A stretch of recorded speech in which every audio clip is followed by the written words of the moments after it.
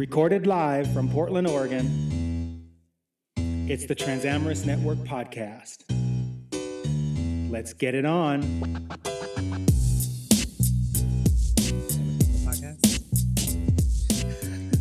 Welcome to the Transamorous Network podcast. I'm Perry. And I'm Remy.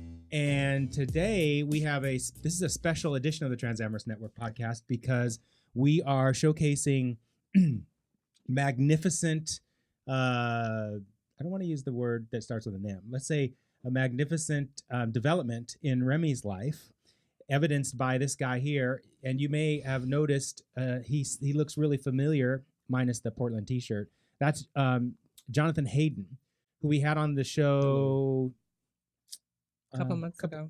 Yeah, by the time we actually put the show out. Couple months ago. And what's interesting about the show today is we're going to talk to Remy as a guest. Remy is not going to be a co-host tonight. I know this is weird for me. Yeah, totally. It's really weird. And so I want to welcome you both to the show. I'm flying solo today. Welcome to the show. Thank you. Thank you. Yeah. So the reason why we have Jonathan here today is because, well, why don't you say, why is Jonathan here today?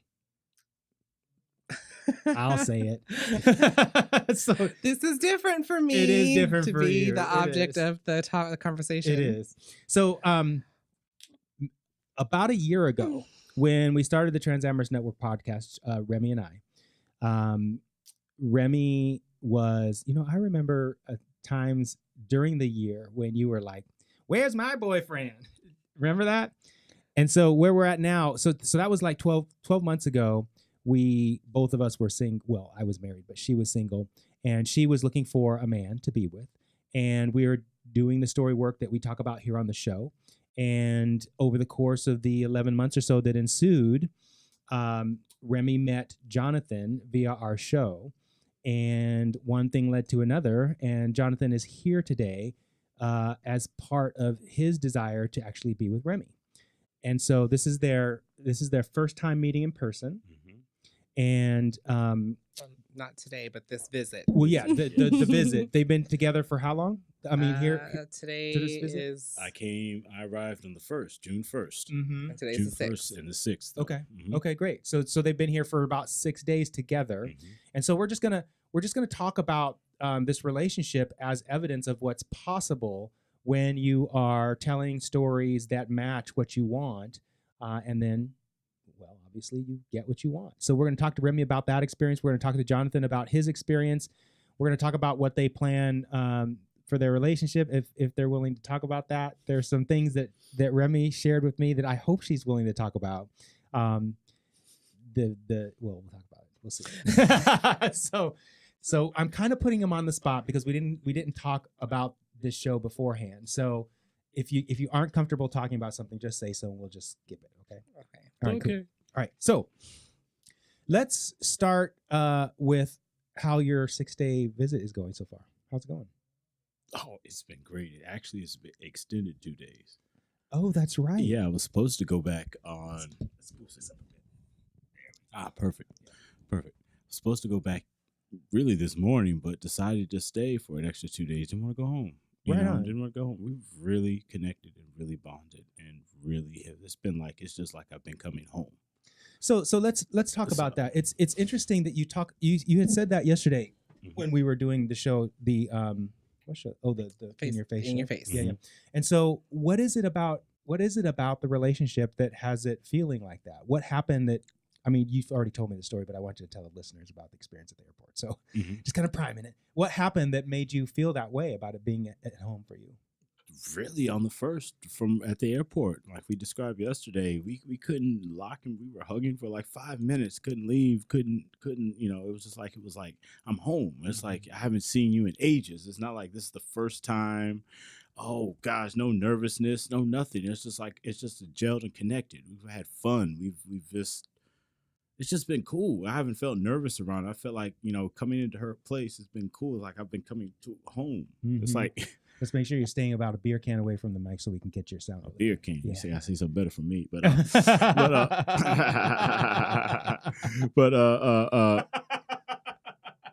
had to go there. But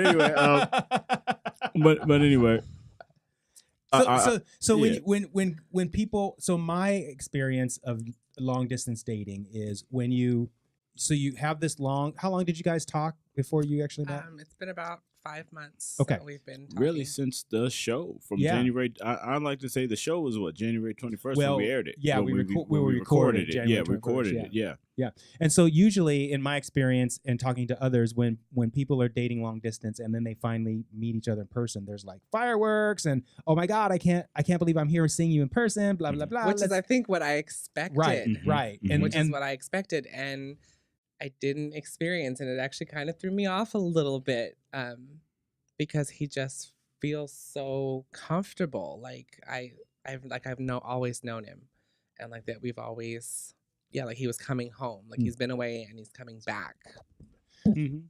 So what did you and what was your experience?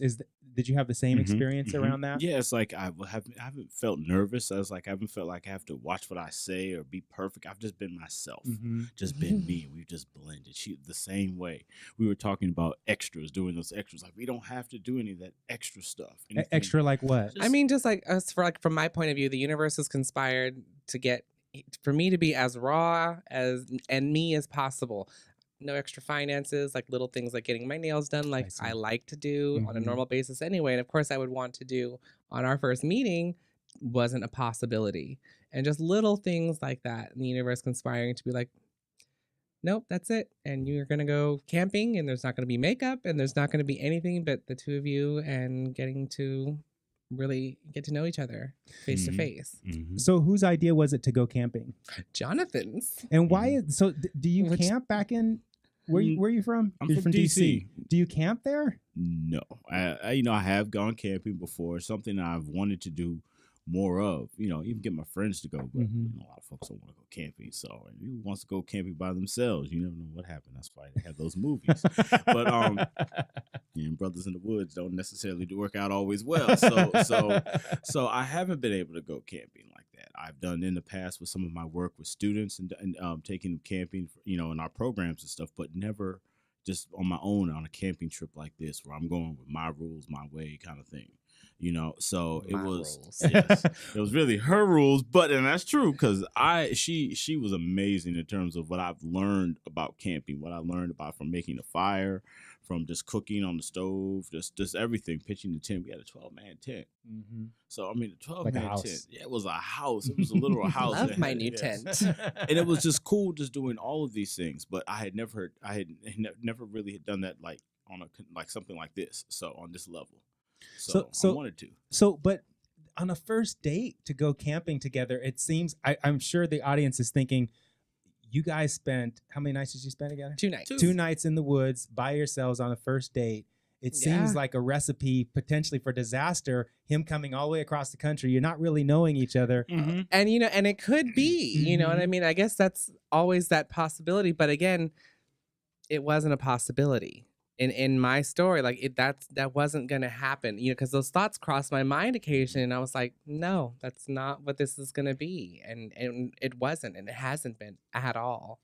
So let's do a recap of what stories are for anyone who's just tuning into the show for the first time. Would you mind talking about what stories are and why are we talking about stories in relationship to your relationship? Stories are the things that we tell ourselves about the world, about ourselves, about who we are. What we love, how we love, when we love, the people around us, the world and environment. All of our stories create our reality. They create what we believe to be true and is as fact, and they control our lives. Yeah. Whether they're subconscious or conscious. Yes. And when you tell stories, so stories are nothing but a conclusion that you speak about the world around you that creates more of what you're talking about. So if you tell stories about, for example, a relationship you want, then you will end up with that relationship. But if you tell stories, if you share thoughts or expressions about what you don't want, a relationship you don't want, we just had a technical error. So I'm gonna pause for a second and fix that. Okay, so we were talking about stories, and so if you tell stories like complaints about relationships that you've had in the past, or complaints about relationships you might have in the future, or you're telling stories with your girlfriends or your male friends about negative situations, then you perpetuate those situations in your life day by day. Right. You And so continue to fuel the momentum that's behind these stories that you've been telling. And some of these stories go back to childhood oh, and what geez. our parents and family have taught us Yes. as reality. Yes. Right? So Yes. many of these stories come from way back, and those are the subconscious ones that Yes. tend to really have a lot of power. A lot of power because they're down in the like Remy said, they're in the unconscious, the subconscious, but they're still running the show because they're so powerful and you've held on to those stories for so long, they've become beliefs for you. And there's been continued momentum being Yes. put into them Yes. from, again, telling your girlfriends what another horrible experience you had, and they just continue to feed into that. Oh, I know what another one, and the stories just keep going. Yep. So let's make this real for the audience. So tell me some of the stories that, I know you've said this many times, but tell me some of the stories that you had about men like a year ago, or let's say 2 years ago, before we met, actually. Well, the stories that I was becoming to truly believe since transition, we'll talk about since transition. Okay. The story that I was creating, or that was being created once I began transition, was that men were only interested in me physically, for physical reasons and physical reasons only. They were only interested in certain parts of my body.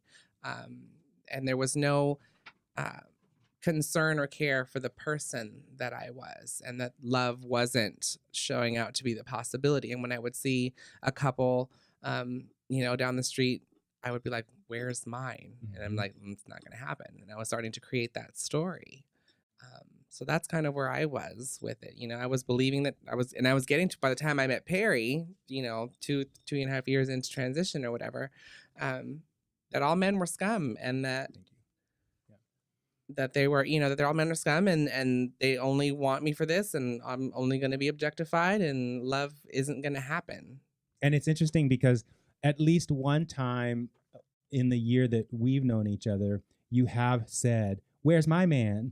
And so it's interesting because the stories do surface from time to time, and it's a good opportunity. And Remy has been really good about this in regard to managing her story. It's a good opportunity when those stories arise to be present enough to recognize it when it comes out, so that you can then start telling yourself the opposite story, which soothes the story that's running your life at the time. So really good, Remy. So let me talk to Jonathan about, now Jonathan is new to this whole idea of stories. And in the way that we talk about it at the network, he may have some other phrase for it. But so what were your stories? Let's say same time frame, 2 years ago. What were your stories, and what were the kinds of relationships you were experiencing? Well, 2 years ago, really wasn't in any type of relationship. Kind of giving up on that for a little bit. Trying, dating. I'd been on some dates, had been in a relationship, didn't last long. Didn't last long. I was finding I was being disappointed. Like, it would start off great, everything. You'd have a good honeymoon period, and the next thing you know, it would be something wrong or something else, if that, or just meeting people that just were not fitting what I was looking for. Because I was looking for different things, or not sure really what I was really looking for.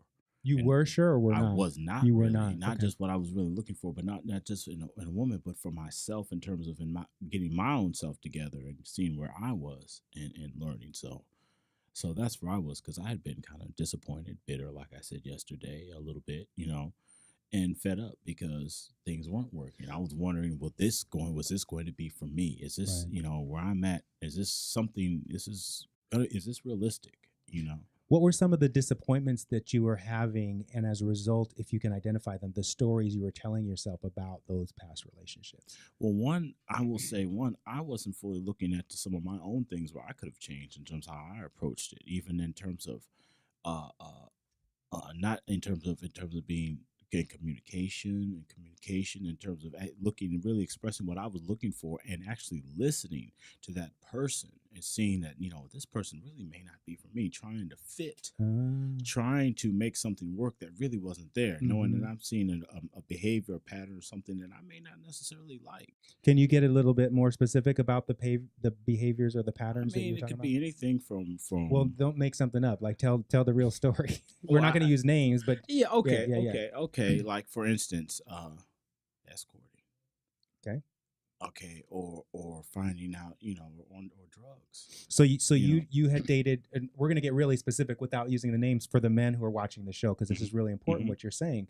So you were meeting and dating trans women who were escorts, and you knew they were escorts, or you did not know they were escorts? Or necessarily had a past life dealing with that, Oh, okay. or not necessarily doing that now. No, Okay. but like and had a past life, or just living, not having themselves together, Mm-hmm. not having themselves together professionally Mhm. or emotionally.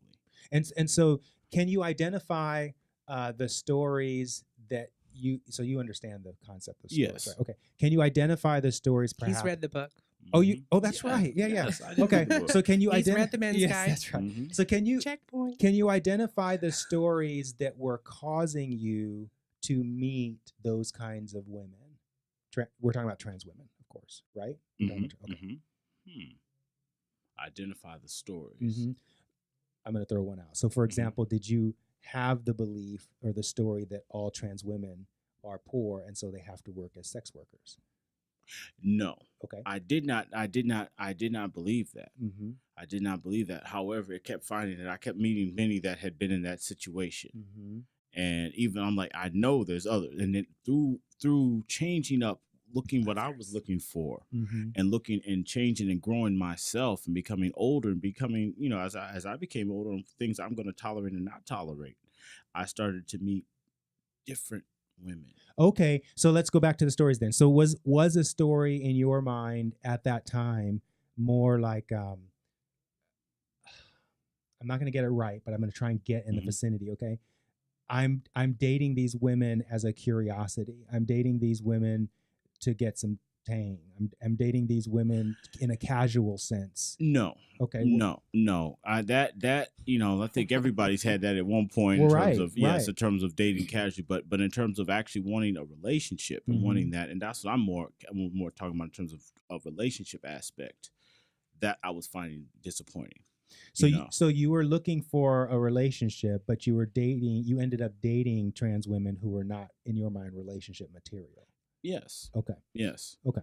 And maybe and vice versa. Maybe I wasn't relationship material to them or Yeah. what they were looking for Yeah. too. I mean, that you would have to ask them, because the same it didn't work out. Yeah, So yeah. therefore I can't just say it was all them. Mm-hmm. And that's another thing. Mm-hmm. And changing my story and recognizing that it's not just one person. Mm-hmm. I think we mentioned last night about 100, the 100. 100. Yeah, yeah. And that's what I recognized too, that, it's both, Mhm. because here I am not really putting out there what I'm really looking for, settling, and then at the same time accepting what I really don't want, Yeah, yeah. And So when this was well before you started the Transporter Brotherhood, right? mm-hmm, Okay. mm-hmm. So back then, were you owning your trans attraction, or were you like Troy, for example, kind of like starting out originally, like we talked about this on the show about that evolution.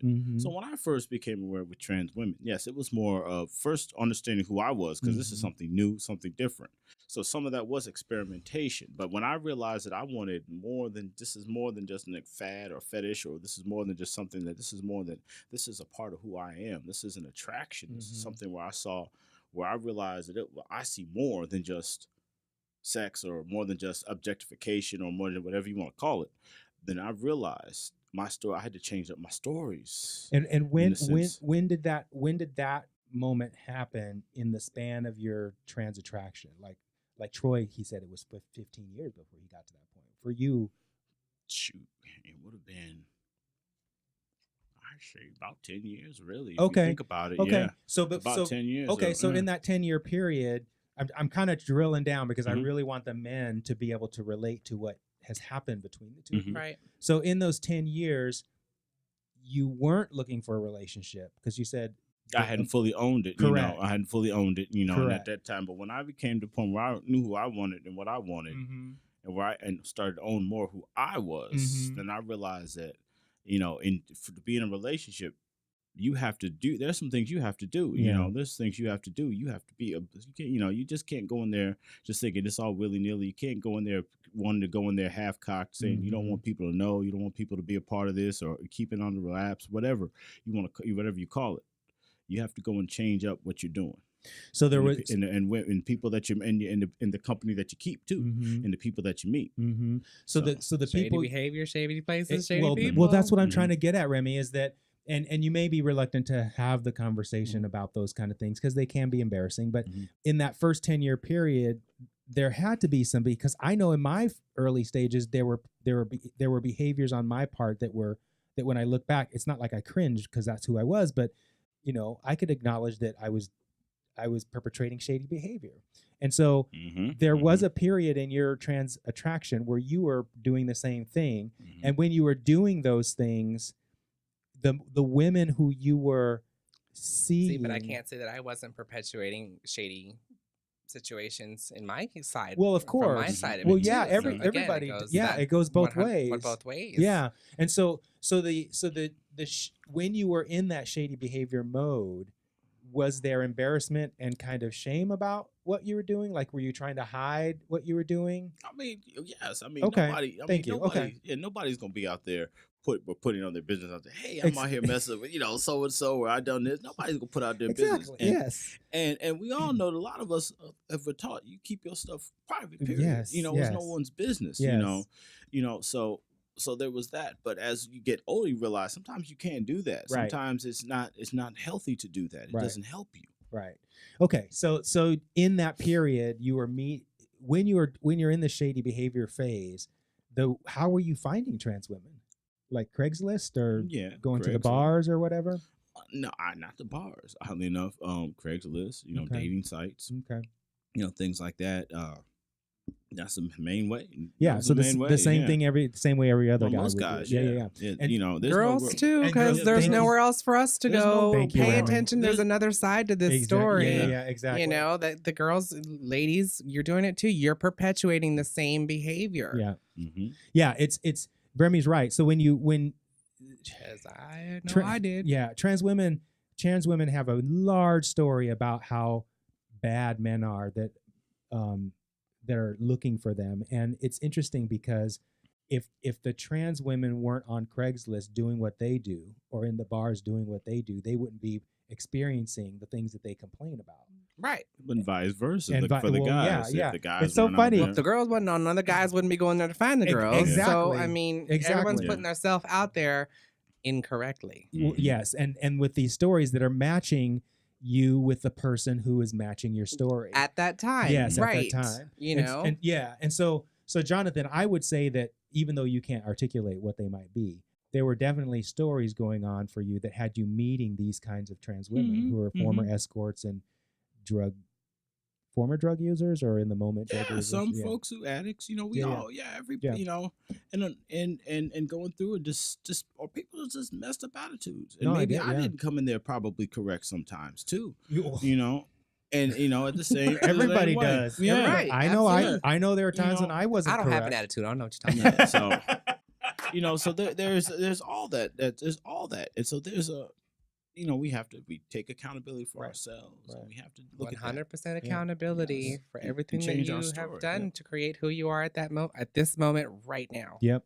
But it also starts too with that when you change yourself and you change your way of doing things, in your story, you have to. It can take a while.